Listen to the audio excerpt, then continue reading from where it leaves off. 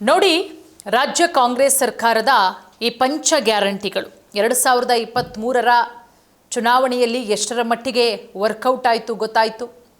ಅಭೂತಪೂರ್ವವಾದಂತಹ ಗೆಲುವನ್ನು ಕಾಣುತ್ತೆ ಕಾಂಗ್ರೆಸ್ ಸರ್ಕಾರ. ಈ ಅಭೂತಪೂರ್ವವಾದಂತಹ ಗೆಲುವಿಗೆ ದೊಡ್ಡ ಮಟ್ಟದ ನಂಬರ್ಗೆ ಕಾರಣ ಈ 5 ಗ್ಯಾರಂಟಿ. ಈ 5 ಗ್ಯಾರಂಟಿಗಳು ಕೂಡ ಕಳೆದ 3 ವರ್ಷಗಳಿಂದ ಹಿಂಗೆ ಮಾಡಿ ಜಾರಿಯಲ್ಲಿತ್ತು. ಆದರೆ DK ಶಿವಕುಮಾರ್ ಅವರು CM ಆಗ್ತಾ ಇದ್ದಂತೆ ಗೃಹಲಕ್ಷ್ಮಿ, ಗೃಹ ಜ್ಯೋತಿಯ ಬಗ್ಗೆ ಒಂದಷ್ಟು ಅಪಸ್ವರಗಳು, ಒಂದಷ್ಟು ಅಪ್ಡೇಟ್ಗಳು ಬೇರೆ ರೀತಿಯಲ್ಲಿ ಸ್ಟಾಪ್ ಆಯ್ತಂತೆ, ಇನ್ನೊಬ್ರದ್ದು ಕ್ಯಾನ್ಸಲ್ ಆಯ್ತಂತೆ, ಇಷ್ಟು ಲಕ್ಷ ಕ್ಯಾನ್ಸಲ್ ಆಯಿತು, ಅಷ್ಟಾಯಿತು, ಇನ್ನೆಷ್ಟೋ ಜನಕ್ಕೆ ಬರಲೇ ಇಲ್ಲ, ಈ ರೀತಿಯ ಮಾತುಗಳು ಕೂಡ ಕೇಳಿಬರ್ತಾ ಇತ್ತು. ಈಗ DK ಶಿವಕುಮಾರ್ ಅವರು ಬಿಗ್ ಅಪ್ಡೇಟ್ ಕೊಟ್ಟಿದ್ದಾರೆ ಪಂಚ ಗ್ಯಾರಂಟಿಯನ್ನು ಪಡೆಯೋದಕ್ಕೆ. ನೋಡಿ, ರಾಜ್ಯ ಸರ್ಕಾರ ಜಾರಿಗೆ ತಂದಿರೋ ಮಹತ್ವಾಕಾಂಕ್ಷಿ ಪಂಚ ಗ್ಯಾರಂಟಿ ಯೋಜನೆಗಳ ಪ್ರಯೋಜನವನ್ನು ಪಡೆಯೋದಕ್ಕೆ ಇನ್ನು ಮುಂದೆ ನಿಮಗೆ ಬೇಕಾಗಿರೋದು ID ಕಾರ್ಡ್. ಅಂದರೆ ಯಾವ ID ಕಾರ್ಡಪ್ಪ ಅಂತ ಹೇಳಿದ್ರೆ ವೋಟರ್ ID ಕಾರ್ಡ್ ಇರಲೇಬೇಕು.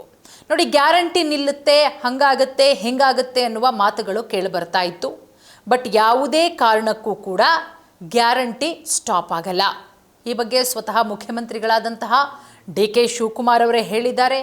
ಮಾಜಿ ಮುಖ್ಯಮಂತ್ರಿಗಳಾದಂತಹ ಸಿದ್ದರಾಮಯ್ಯನವರು ಕೂಡ ಸ್ಪಷ್ಟಪಡಿಸಿದ್ದಾರೆ.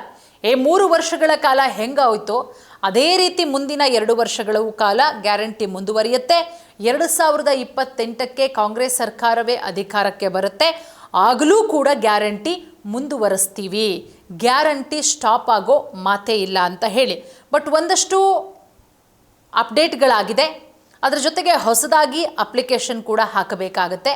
ಅದನ್ನು ಮಾಡಿದ್ರೆ ಹಿಂದೆ ಯಾವ ರೀತಿ ಫಲಾನುಭವಿಗಳು ಪಡ್ಕೊಳ್ತಾ ಇದ್ರಿ, ನೀವೇನಾದರೂ ಅವ್ರು ಕೊಟ್ಟಿರುವಂತಹ ಮಾನದಂಡಗಳು ಅದೆಲ್ಲದಕ್ಕೂ ಕೂಡ ನೀವು ಅರ್ಹರಾಗಿದ್ದರೆ ಖಂಡಿತವಾಗ್ಲೂ ಕೂಡ ನಿಮಗೆ ಗ್ಯಾರಂಟಿಯ ಫಲಾನುಫಲಗಳು ಸಿಗುತ್ತೆ. ಗೃಹಲಕ್ಷ್ಮಿ ಇರಬಹುದು, ಗೃಹ ಜ್ಯೋತಿ ಇರ್ಬೋದು, ಶಕ್ತಿ ಇರಬಹುದು, ಅನ್ನಭಾಗ್ಯ ಇರಬಹುದು.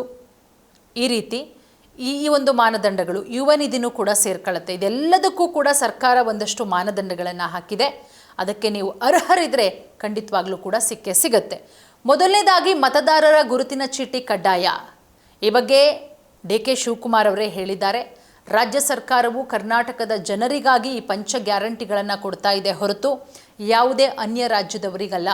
ಹೀಗಾಗಿ ರಾಜ್ಯದಲ್ಲಿ ಮತದಾನದ ಹಕ್ಕು ಯಾರಿಗೆಲ್ಲ ಇದೆ ಆ ಫಲಾನುಭವಿಗಳು ಮಾತ್ರ ಈ ಯೋಜನೆಯನ್ನು ಸೀಮಿತಗೊಳಿಸಲಾಗುತ್ತೆ ಅಂತ ಹೇಳಿ ಸ್ಪಷ್ಟಪಡಿಸಿದ್ದಾರೆ. ಅಂದರೆ ಇಲ್ಲಿ ಯಾರು ವೋಟ್ ಹಾಕ್ತಾ ಇದ್ದೀರೋ ಕರ್ನಾಟಕದ ವೋಟರ್ ID ಯಾರಿಗಿರುತ್ತೋ ಅವರಿಗೆ ಸಿಗುತ್ತೆ. ಇಲ್ಲಿತ್ಕೊಂಡು ನೀವು ತಮಿಳ್ನಾಡ್ದೋ, ಕೇರಳದ್ದೋ, ಚೆನ್ನೈದೋ, ಬಿಹಾರದ್ದೋ, ಆಂಧ್ರದ್ದು ಇಟ್ಕೊಂಡ್ರೆ ಅಂಥವ್ರಿಗೆ ಸಿಗಲ್ಲ. ಈ ಮೂಲಕ ಗೃಹಲಕ್ಷ್ಮಿ, ಗೃಹ ಜ್ಯೋತಿ, ಶಕ್ತಿ ಯೋಜನೆ ಸೇರಿದಂತೆ ಎಲ್ಲ ಗ್ಯಾರಂಟಿಗಳಿಗೆ ವೋಟರ್ ID ಕಡ್ಡಾಯಗೊಳಿಸುವ ಸ್ಪಷ್ಟ ಸುಳಿವನ್ನು ಕೊಟ್ಟಿದ್ದಾರೆ CM DK ಶಿವಕುಮಾರ್ ಅವರು. ಸೊ ಅದರ ಜೊತೆಗೆ ಇನ್ನೊಂದು ಮುಂದುವರೆದ ಭಾಗ, ಇನ್ನೊಂದಿಷ್ಟು ಮಾಹಿತಿಯನ್ನು ಕೊಟ್ಟಿದ್ದಾರೆ. ಹೊಸ ನಿಲುವಿಗಾಗಿ ಪ್ರಸ್ತುತ ನಡೀತಾ ಇರುವಂತಹ ಮತದಾರರ ಪಟ್ಟಿಯ ತೀವ್ರ ಪರಿಷ್ಕರಣೆ ಅಂದರೆ SIR ಪ್ರಕ್ರಿಯೆ ಅತ್ಯಂತ ಪ್ರಮುಖವಾಗಿದೆ. ಸೊ ನಿಮಗೆ ಗ್ಯಾರಂಟಿ ಯೋಜನೆಯ ಲಾಭ ಪಡಿಬೇಕು ಅಂತ ಹೇಳಿದ್ರೆ ಮತದಾರರ ಪಟ್ಟಿಯಲ್ಲಿ ಫಲಾನುಭವಿಗಳು ಹೆಸರನ್ನು ಉಳಿಸ್ಕೋಬೇಕು. ಉಚಿತ ವಿದ್ಯುತ್ತನ್ನು ನಮ್ಮ ರಾಜ್ಯದ ಮತದಾರರಿಗೆ ನೀಡಬೇಕೇ ಹೊರತು ಬೇರೆ ರಾಜ್ಯದವರಿಗೆ ಯಾಕೆ ಕೊಡಬೇಕು ಅಂತ ಹೇಳಿ DK ಶಿವಕುಮಾರ್ ಅವರು ಕೂಡ ಪ್ರಶ್ನೆ ಮಾಡಿದ್ದಾರೆ. ಸೊ ಹಾಗಾಗಿ ಮತದಾರರ ಪರಿಷ್ಕರಣೆ ಆಗ್ತಾ ಇದೆ. ಅಲ್ಲಿ ನಿಮ್ಮ ಹೆಸರನ್ನು ನೀವು ಉಳಿಸ್ಕೊಂಡ್ರೆ ಖಂಡಿತವಾಗ್ಲೂ ಕೂಡ ನಿಮಗೆ ಸಿಗುತ್ತೆ. ಅದಲ್ಲದೆ ಶಕ್ತಿ ಯೋಜನೆಯಡಿ ಮಹಿಳೆಯರ ಉಚಿತ ಬಸ್ ಪ್ರಯಾಣಕ್ಕೂ ಕೂಡ ರಾಜ್ಯದಲ್ಲಿ ಯಾರಿಗೆ ಮತದಾನದ ಹಕ್ಕಿದೆಯೋ ಅವರಿಗೆ ಮಾತ್ರ ಸ್ಮಾರ್ಟ್ ಕಾರ್ಡ್ ವಿತರಣೆ ಮಾಡೋ ಬಗ್ಗೆ ಹಿಂದಿನ ಸಂಪುಟ ಸಭೆಯಲ್ಲೂ ಕೂಡ ತೀರ್ಮಾನಿಸಲಾಗಿದೆ. ಅದರ ಜೊತೆಗೆ ಗ್ಯಾರಂಟಿ ಯೋಜನೆಗಳು ಯಾವುದೇ ಕಾರಣಕ್ಕೂ ನಿಲ್ಲಲ್ಲ ಮತ್ತು ಇವುಗಳನ್ನು ಅತ್ಯಂತ ಪ್ರೀತಿ ಮತ್ತು ಹೃದಯದಿಂದ ನೀಡಲಾಗ್ತಾ ಇದೆ DK ಶಿವಕುಮಾರ್ ಅವರು ಸ್ಪಷ್ಟಪಡಿಸಿದ್ದಾರೆ. ಆದರೆ ಯೋಜನೆಯ ದುರ್ಬಳಕೆಯನ್ನು ತಡೆಯೋದಕ್ಕೆ ಕಠಿಣ ಕ್ರಮಗಳು ಅಗತ್ಯ. ಗೃಹಲಕ್ಷ್ಮಿ ಯೋಜನೆಯ ಹಣವು ಸದ್ಯ ಕೆಲವು ಕಡೆ ಅರ್ಹರಲ್ಲದ ಬೇರೆಯವರ ಖಾತೆಗಳಿಗೆ ಹೋಗ್ತಾ ಇದ್ದು ಅದನ್ನು ತಡೆದು ನೇರವಾಗಿ ಫಲಾನುಭವಿಗಳೇ ಡ್ರಾ ಮಾಡುವಂತೆ ಮಾಡೋದಕ್ಕೆ ಫೋಟೋ ಮತ್ತು ಸರಿಯಾದ ಗುರುತಿನ ಚೀಟಿಯನ್ನು ಕಡ್ಡಾಯಗೊಳಿಸಲಾಗ್ತಾ ಇದೆ.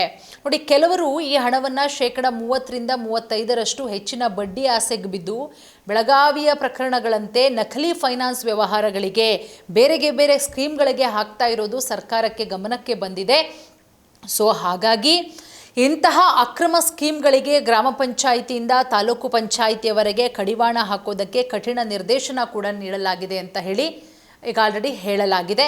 ಅದರ ಜೊತೆಗೆ ಈ ಗ್ಯಾರಂಟಿ ಬಗ್ಗೆ BJPಯವರು ಕೂಡ ಮಾತಾಡಿದ್ದಾರೆ. ಸೊ ಹಾಗಾಗಿ ಇದರ ಬಗ್ಗೆ ಅವರು ಮಾತನಾಡುವಂಥ ಅವಶ್ಯಕತೆ ಇಲ್ಲ. ಗ್ಯಾರಂಟಿಯನ್ನು ನಾವು ಯಾವುದೇ ಕಾರಣಕ್ಕೂ ಕೂಡ ಸ್ಟಾಪ್ ಮಾಡಲ್ಲ. ಗ್ಯಾರಂಟಿ ಈಗ ಯಾವ ರೀತಿ 3 ವರ್ಷದಿಂದ ಬರ್ತಾ ಇದೆಯೋ ಮುಂದಿನ ದಿನಗಳಲ್ಲೂ ಕೂಡ ಹಾಗೆ ಮುಂದುವರಿಯುತ್ತೆ. ಅದರ ಜೊತೆಗೆ ಪಂಚ ಗ್ಯಾರಂಟಿಗಳನ್ನು ಯಾವುದೇ ಕಾರಣಕ್ಕೂ ನಾವು ನಿಲ್ಲಿಸಲ್ಲ. ಯೋಜನೆಗಳ ಅನುಷ್ಠಾನದಲ್ಲಿನ ದೋಷಗಳನ್ನು ನಾವು ಸರಿಪಡಿಸ್ತೀವಿ. ಒಂದಷ್ಟು ಜನ ಅಕ್ರಮವಾಗಿ ಮಾಡಿಸ್ಕೊಂಡಿದ್ರು, ಸತ್ತವರ ಖಾತೆಗೂ ಕೂಡ ಹಣ ಹೋಗ್ತಾ ಇತ್ತು.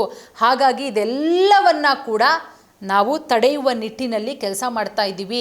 ನೋಡಿ, ಸತ್ತವರ ಖಾತೆಗೂ ಹಣ ಹೋಗ್ತಾ ಇತ್ತು, ಇದರಿಂದ ನಮಗೆ 200 ಕೋಟಿ ರೂಪಾಯಿ ಲಾಸ್ ಆಗ್ತಾ ಇತ್ತು, ಈಗ ಲಾಭ ಆಗ್ತಾ ಇದೆ ಅನ್ನೋ ಮಾತುಗಳನ್ನು ಕೂಡ ಹೇಳಿದ್ದಾರೆ.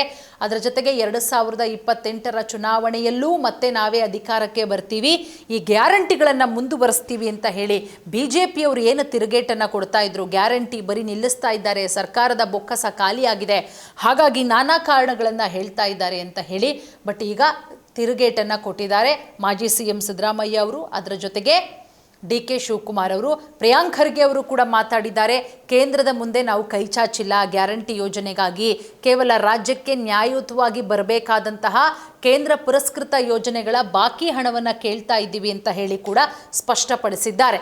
ಅಲ್ಲಿಗೆ ಗ್ಯಾರಂಟಿ ಅಂತೂ ಸದ್ಯಕ್ಕೆ ಸ್ಟಾಪ್ ಆಗಲ್ಲ. ಒಂದಷ್ಟು ರೂಲ್ಸ್ಗಳಿದೆ, ಅದನ್ನು ಯಾರೂ ಕೂಡ ಬ್ರೇಕ್ ಮಾಡೋದಕ್ಕೆ ಹೋಗಬೇಡಿ. ಸರ್ಕಾರ ಏನು ಡಾಕ್ಯುಮೆಂಟ್ಸ್ ಕೇಳಿದೆಯೋ ಅದನ್ನು ನೀವು ಪ್ರೊವೈಡ್ ಮಾಡಿದ್ರೆ ಖಂಡಿತವಾಗ್ಲೂ ಕೂಡ ಇದೂ ಗ್ಯಾರಂಟಿಗಳು ನಿಮಗೆ ಸಿಗುತ್ತೆ.